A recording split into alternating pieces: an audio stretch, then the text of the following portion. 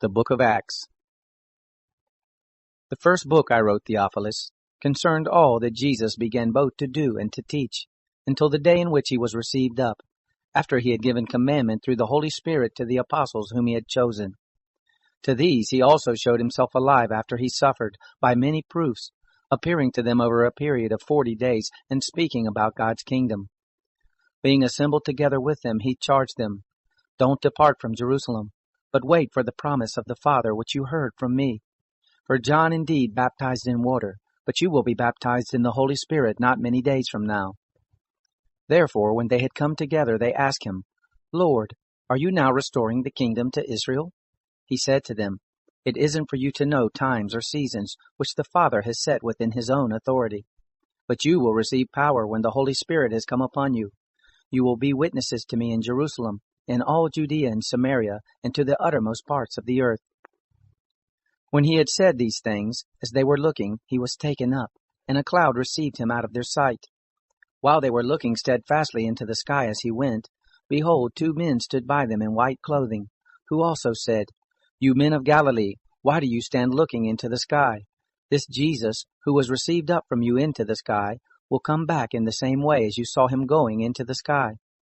Then they returned to Jerusalem from the mountain called Olivet, which is near Jerusalem, a Sabbath day's journey away. When they had come in, they went up into the upper room where they were staying, that is, Peter, John, James, Andrew, Philip, Thomas, Bartholomew, Matthew, James the son of Alphaeus, Simon the Zealot, and Judas the son of James. All these with one accord continued steadfastly in prayer and supplication, along with the women, and Mary the mother of Jesus, and with his brothers. In these days Peter stood up in the midst of the disciples, and the number of names was about 120, and said, "Brothers, it was necessary that this scripture should be fulfilled, which the Holy Spirit spoke before by the mouth of David concerning Judas, who was guide to those who took Jesus. For he was numbered with us, and received his portion in this ministry. Now this man obtained a field with the reward for his wickedness, and falling headlong, his body burst open, and all his intestines gushed out. It became known to everyone who lived in Jerusalem that in their language that field was called Aceldama, that is, the field of blood. For it is written in the book of Psalms, 'Let his habitation be made desolate, let no one dwell therein, and let another take his office.' Of the men, therefore, who have accompanied us all the time that the Lord Jesus went in and out among us, beginning from the baptism of John to the day that he was received up from us, of these one must become a witness with us of his resurrection."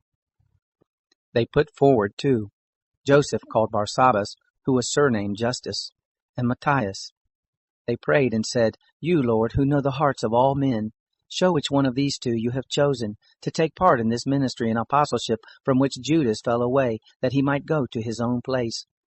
They drew lots for them, and the lot fell on Matthias, and he was numbered with the 11 apostles.